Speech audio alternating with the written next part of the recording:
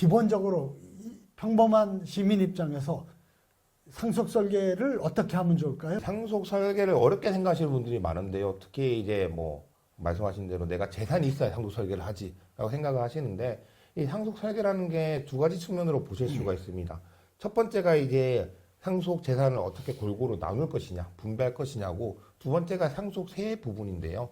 상속세는 지금 이제 상속세 자체가 많이 변화를 지금 앞두고 있기 때문에 사실 이 부분은 뭐 전문 세무사님께 좀 도움을 받으시는 게 좋고, 이 상속 재산을 어떻게 나눌지에 대해서는 이 상속 설계하는 방법은 크게 세 가지가 있는데요. 예, 증여, 유증, 그리고 유언대용 신탁이 있는데 각 제도마다 장단점이 있습니다. 이 증여 같은 경우에는 아무래도 지금 바로 제가 뭐 오늘 이렇게 제사를 드리겠습니다 하면 바로 가져갈 수 있으니까 확실하다는 장점이 있지만, 증여세 부담이 크니까 그런 부분에서 증여는 좀 단점이 있고, 요즘 같은 경우에는 뭐 본인이 이제 좀 자유롭고 편하게 단독행위로서 할 수가 있지만, 이게 돌아가시고 나서 오픈이 되다 보니까 이제 법적 분쟁 가능성이 높고, 또 이게 언제든 철회가 가능하니까 사실 불안정성이 있습니다. 그런 단점이 있고요. 뭐 그리고 유언대원 신탁 같은 경우에는 사실 아직 유언대원 신탁은 잘 모르시는 분들이 많은데, 2012년에 신탁법 개정을 통해서 들어온 제도이고, 유언을 대신해서 이용하는 신탁이라고 생각하시면 됩니다. 그래서 이 부모님, 위탁자가 재산을 수탁자에게 맡기고 유언대용 신탁 계약을 체결한 다음에 그 유언대용 신탁 계약에 따라서 수탁자가 재산을 관리하면서 발생하는 수익, 부동산을 예로 들면 부동산에서 거주할 수 있는 권리라든지 아니면 임대료라든지 이런 것들을 생전에는 보통 부모님, 위탁자가 받으시고, 부모님 돌아가시면 이제 부모님 지정한 수익자, 상속인들이 되겠죠. 보통 상속인들은 돌아가게 하는 제도인데, 계약으로 체결되다 보니까 이게 확실하고요. 이제 부동산 같은 경우에는 신탁 등기가 격려되니까 또 안정적인 부분이 있습니다. 다만 이제 유언대용 신탁은 부동산은 큰 문제가 없는데, 뭐 농지 같은 경우에는 좀 농지 자격 취득 증명이 있어야 된다는 문제가 있고, 금전이나 이제 주식 같은 경우에는 아직 제도가 완벽하게 정비되지 않아서 이제 금전을 유언대용 신탁하면은 국세청에서 이거를 증여로 의제를 하고 하는 경우가 있어서 이게 좀 법적 분쟁 가능성이 있다는 좀 단점이 있습니다. 그래서 이 세 가지 제도를 한번 살펴보시고, 이거 그 중에서 어떤 게 본인에게 가장 맞을지 그 부분에 대해서는 법률 전문가한테 좀 도움을 받으시면 이 상속 설계를 잘 하실 수 있을 것 같습니다.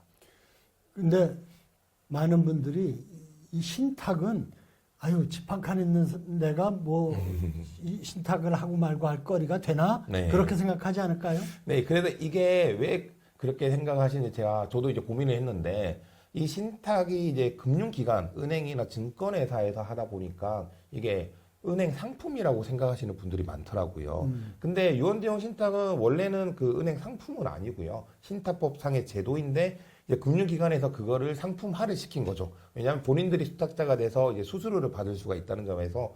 그런데 유언대용 신탁은 꼭 그런 금융기관을 통해서 하실 필요는 없고요. 저희 같은 뭐 법무법인이나 법무사 분들을 통해서 하시면은, 특히 이제 상속인이 수탁자가 되는 경우에는 보통 보수를 받지 않기 때문에 전혀 뭐 비용이 발생하고 이런 부분이 없습니다. 그래서 오히려 뭐 유언대용 신탁을 하면은 이제 그 전에 유언장을 작성하는 것과 같이 상속 설계를 할 수 있고요. 본인이 자유롭게 이제 어떻게 상속 재산을 분배할지도 정할 수 있고, 확실하게 또 정할 수도 있고, 또 신탁을 하다 보니까 뭐 피상속인의 그 책임 재산에서 벗어나서 나중에 상속 재산이 이렇게 뺏기거나 이런 뭐 문제가 생기지 않기 때문에 이런 유언대용 신탁도 한번 좀 고려를 해보시면 좋을 것 같습니다. 네, 저도 듣기에 유언을 남기는 거는 어쨌든 내가 죽고 나서 개시되는 거 네. 아닙니까? 네, 그리고 맞습니다. 복잡한 문제들이 많이 잘못될 경우 따를 수가 있는데, 신탁은 유언대용 신탁은 지금부터 내 재산 관리를 맡기는 거죠. 합리적으로 효율적으로 네. 하면서 그 사후 이후에 처리까지도 이어지니까, 네네. 그러니까 좀 동적이라 그럴까, 이 과정 전체를 묶어서 하는 편리함이 있어 보이는데, 근데 어쨌든 이 부분이 아직은 좀 낯선, 네, 거리가 먼 아직은, 것 네. 같아요. 그리고 또 소비자 입장에서, 그 사용자 입장에서는 뭐 실제로 내 재산상의 변화가 없는데 그 수수료인지 뭐 관리비를 몇 프로를 띄어야 되는 네. 문제가 있고, 네. 그리고 또 금융회사 입장에서는 고급 인건비에도 충당이 안 될 정도로 또 아직은 미미하고, 그래서 그럼에도 불구하고 이 신탁이 굉장히 효과적이고 실질적인 그 재산의 관리 및 사후 상속의 네. 방법이기 때문에 이것을 좀 공공적으로 좀 그 잘 활성화시키기 위한 지원이나 대책도 필요할 것 같아요. 네, 맞습니다. 이 신탁 자체가 사실 뭐 단순하게 신탁이라고 하면은 저희가 이제 상속 설계를 위한 신탁만 생각하시지만 유언대용 신탁은 여러 가지로 이제 사용이 될 수가 있습니다. 예를 들어서 지금 대표님 말씀하신 것처럼 만약에 상속인이 뭐 미성년자라거나 아니면 정신 지체가 있으시거나 또는 이제 도박에 중독되신 분처럼 본인 재산을 관리하실 수 없는 분들이 계신 경우에는 사실 그 재산을 물려줬을 때 위험성이 있지 않습니까? 그런 경우에는 이런 유언대용 신탁을 통해서 미리 그 재산을 이제 다른 수탁자한테 맡겨서 그 수익만 이제 상속인들이 받게 만들고 이제 어느 정도 뭐 미성년자 같은 경우는 성년이 된다든지 이런 경우에는 그 유언대용 신탁을 해지하도록 설계를 하면 사실 그 상속 재산도 지키고 또 거기에서 실질적으로 재산 또 수익도 받을 수 있고 그런 이제 공공적인 역할을 할 수 있는 부분들이 많아서 이 유언대용 신탁이 좀 더 관심을 많이 가지고 많이 활용을 하시면 네, 더 좋을 것 같습니다. 이게 이제 유언대용 신탁이 상속까지도 다 처리되는 이어지는 네네. 그 과정 아니겠습니까? 네네. 근데 그런 점에서는 역시 내가 사망했을 때 이 재산의 상속은 법에 정한 유류분 같은 게 고려돼서 가야 되겠죠. 그러니까 자녀 둘 중에서 어느 하나한테만 상속한다. 이건 안 되죠. 뭐 가능은 한데 이제 사실 뭐 피상속인 부모님의 의사에 따라서 가능은 합니다. 근데 말씀하신 대로 법적 분쟁 소지가 있죠. 그래서 저희가 뭐 유언대용 신탁이나 상속 설계에 대해서 항상 상담을 하게 되면 이제 그런 부분들을 다 말씀을 드립니다. 이제 뭐 상속 재산을 먼저 정리를 하고 이 상속 재산을 어떻게 분배할지 이제 의뢰인 피상속인의 얘기를 듣고 저희가 봤을 때는 뭐 이거는 당장 증여를 하시고 이거는 유언대용 신탁을 하시고 이 부분은 뭐 이혼하시고 여러 가지 방면으로 쪼개는데 항상 그 유류분은 언제든 청구가 들어올 수 있으니까 물론 이제 유류분을 정말 안 주시려고 하시는 분들도 있거든요. 부모님께 정말 못한 자녀, 정말 뭐 주기 싫다 그런 케이스가 있는데 이제 그런 경우에는 이제 그런 뭐 정말 이 사람이 폐륜적 상속인에 해당한다는 점에 대해서 저희가 유언대용 신탁 같은 경우에는 그 유언대용 신탁을 하는 취지 부분에 좀 넣는 편입니다. 그래서 이 유언대용 신탁을 하는 이유는 이런 장남이 나한테 잘했고 이 막내가 나한테 정말 못해서 이 막내를 배제하고 이렇게 주는 거고 이런 뜻을 뭐 이렇게 알아줬으면 좋겠다라든지 그런 식으로 좀 기재를 하는 편이죠. 유언대용 신탁이 꼭 금융기관을 통해서만 운영되는 게 아니라 변호사나 또는 뭐 법무사를 통해서도 할 수가 있다는 네네. 말씀인가요? 네. 그건 어떻게 진행되나요?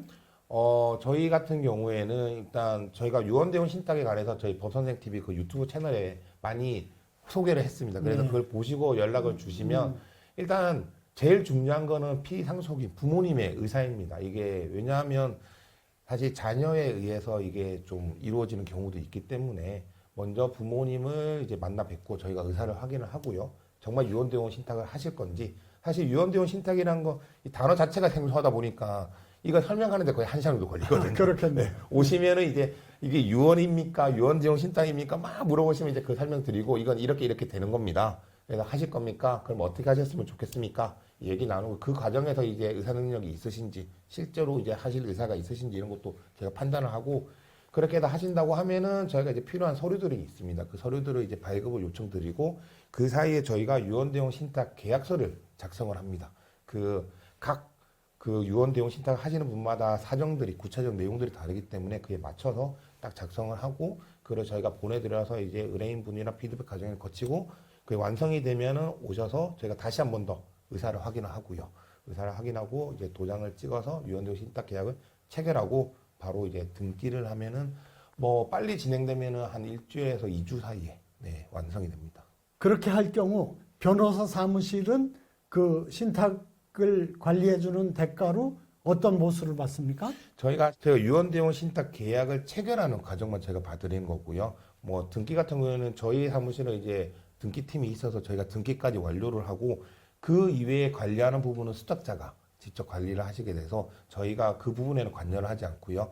이게 저희한테 뭐 발생하는 보수는 저희가 유언대원 신탁 계약을 체결하는 과정에 대한 보수. 네. 네, 그겁니다. 그러면 지금 소개하신 그 유언 대용 신탁을 그 업무를 취급하는 변호사 사무실이 지금 많이 있나요? 아직은 극히 일부일 것 같은데요. 아직까지 많지는 않습니다. 오히려 뭐 저 큰 로펌에서 오히려 조금 뭐 관심을 가지고 이거를 하는 부분들이 있고요. 그 외에는 아직까지 이게 좀 생소하다 보니까 그렇게 많지는 않습니다.